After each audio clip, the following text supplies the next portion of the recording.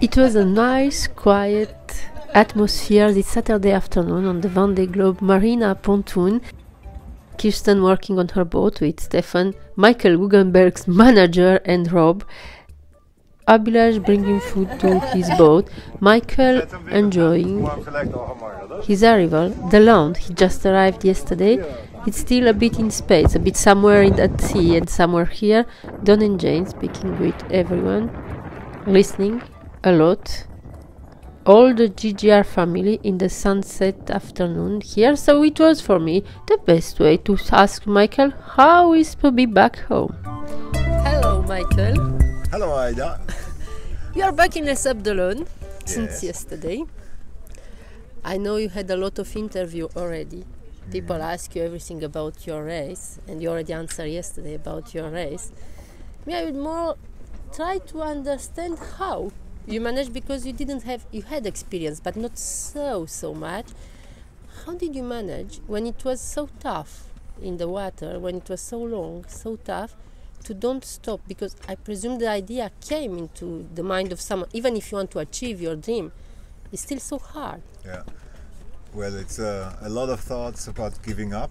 It's many reasons to give up, actually. Many reasons. Many more reasons to give up than to continue. I think I'm a very lucky man with the guys I have around me. I have a very wonderful team. I have wonderful sponsors and supporters, and all of them are really nice people. Not physically nice, but like nice, real people.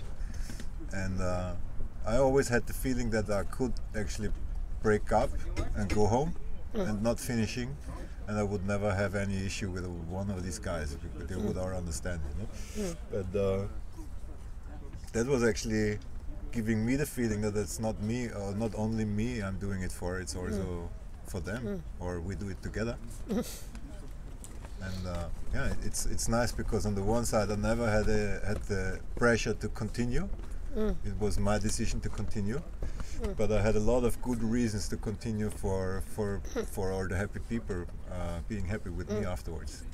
And do you realize today, I don't know if you realize, because you look so normal, exactly as when you left. I mean, it's like if you left 2 months ago, it was here in the boat, we were speaking, having a discussion about life or GGR and stuff. Do you realize you are only the second Austrian to circumnavigate, to finish a circumnavigation in race, and all that you achieved? Because you wasn't a professional skipper training in races. I think it's your first race. Yeah, first long-term race. It's a lot of firsts. It's first ocean crossing, first time being at sea for longer than like 25 days or something was the longest I've done before. And that was the GGR qualifier, so it's like half a year before the start I did the qualifier, and that was the first time me being longer than a week at sea. It's the first time that I crossed the equator, it's the first time that I sailed the Indian or the Southern Oceans, and a lot of firsts. I do not realize what's happening here, really. It's still, you know, I stepped off the boat, I hugged all the people, I had a party with 40 Austrian people came here to celebrate. Oh, I saw them. Yeah. I saw them So crying. really They were all crying yeah, yesterday. I was crying all the time. I could cry now as well. It's no, I don't realize. I'm not sure if I ever will. Yeah, but I think it's cool. And I talked with my family today. I showed them the boat, and my brother is saying, you know, like 8 months and 8 months in here, and I said, you know, it was not 8 months. It was 249 single days. And it's every day after every day and after every day, and some days are really shit and you sleep a lot just to make the day go past. And some days are super beautiful, and then, you know, you have the first mark, you cross the equator, and then it's Cape Town, and it's Cape of Good Hope, and then it's Cape Liuvin, and then it's like Pacific Ocean, and then you head down for Cape Horn, and then you head around, and then you get a real beating after Cape Horn, even worse than in the Southern Ocean. And then it's up the equator again, and that was actually the first time that I was bored. because up to then it was all new. It was like first time this, first time that, first time this, first time that, and being nervous about this or being careful about that, and then it was like, okay, I've done the Northern Atlantic once, I'm going to manage it the second time, I guess. Even if I got a strong beating at the Azores, still not there yet, but I was just focused on having the next day done and having the next pinnacle done. Jerry Van Den have told me last time in the previous GGR, actually coming back from the Atlantic, it's super long and super annoying. Yes, it was for him, it's a time he hates, actually. Yeah. Well, you know, if you say the whole racetrack is 30,000 miles, it's 9,000 miles going down from Les Sables d'Olonne to Cape until you reach the Southern Ocean. And then it's another 9,000 miles coming up, so it's actually 18,000 miles in the Atlantic, and 12,000 miles in the Southern Ocean. And of course, it's almost a third of the way, which you have to do after Cape Horn. And you have the most difficult tactical decisions. And you know, I never went for a win or even a podium. I was aiming for a finish only. And I thought, you know, it's still a lot of tactic decisions, because if you get stuck in the doldrums for 3 weeks, it's just horrible, and you don't want to have that. Yeah. And you can be stuck in the bad weather, as I had actually, and it's horrible again, because you just had it for 3 months and thinking it's over now, and it's just continuing.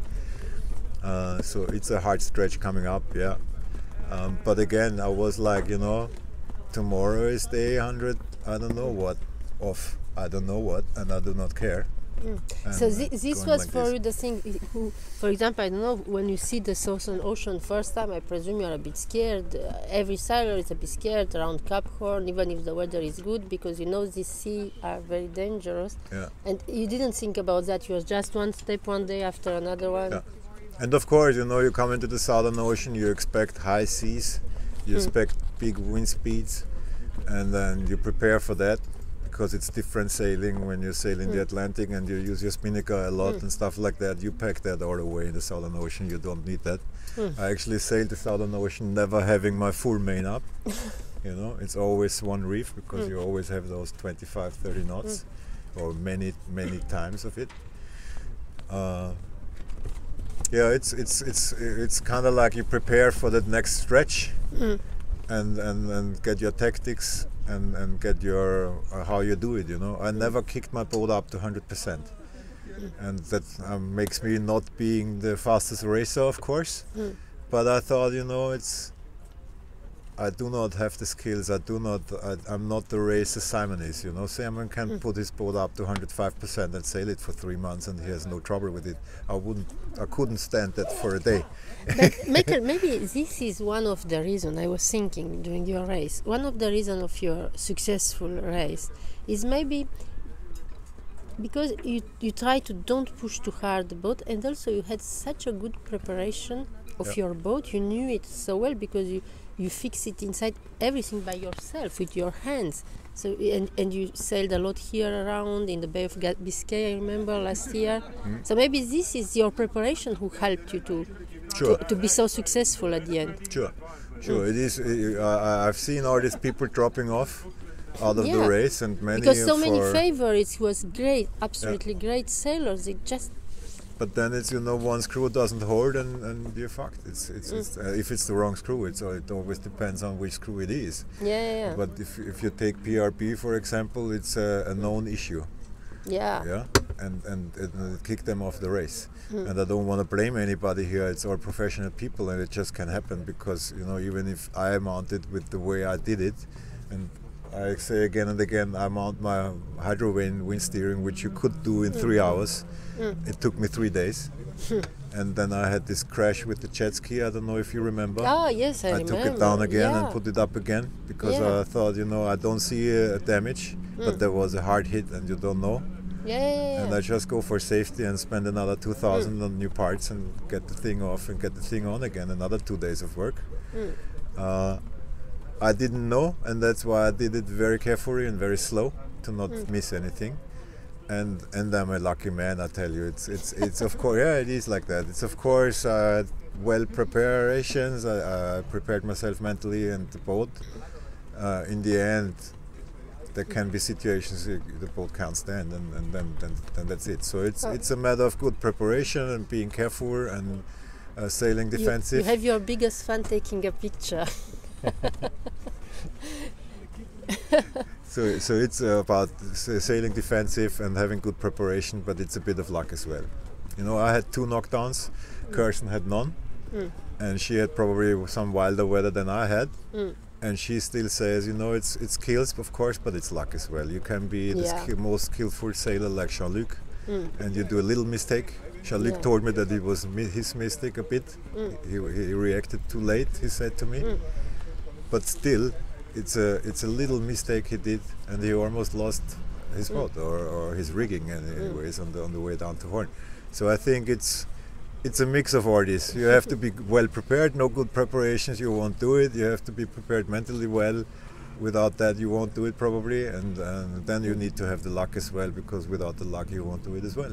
And maybe you have so many positive. We saw your biggest fan. I was joking, your mother, because your family is here. All your friends, all these positive people behind you, trusting you. Maybe that push that gives something. Who knows? Of course, yeah, sure. It is, yeah. It made me feel a lot stronger, or put it the other way, it doesn't, you know, returning without having done it would not have been an issue for me from my people, because they know the size of the undertaking, and then there is many reasons to fail. They have seen 13 people dropping off, many of them really professional sailors. Yeah.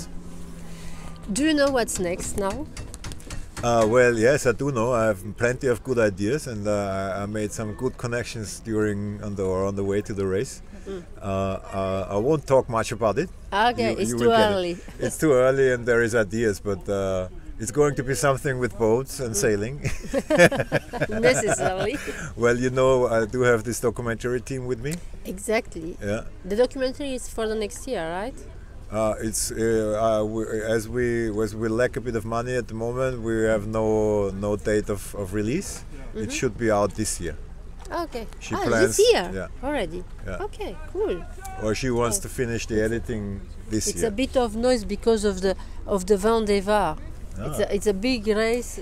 So, actually, we spoke about the race, but actually, I have only 5 questions that I asked to Abhilash, to Simon, to Kirsten, to Simon, because he arrived first. But especially, I wanted to have the question for the finishers, you 3, a bit all the same, to try for us who followed you so long, because you are part of our family now. We wake up in the morning with you on the tracker every morning, saying what's happening, what's next. So just to try to know a little bit more who you are. What do you think is the most important aspect of your personality?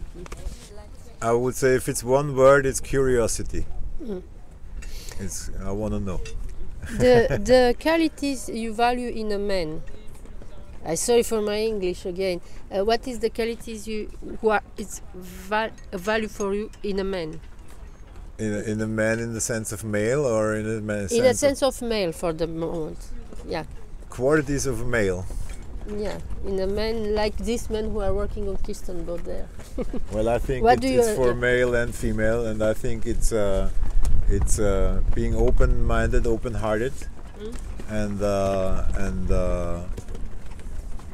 easy. What do you appreciate the most in your friends? Exactly that. The same? Yeah.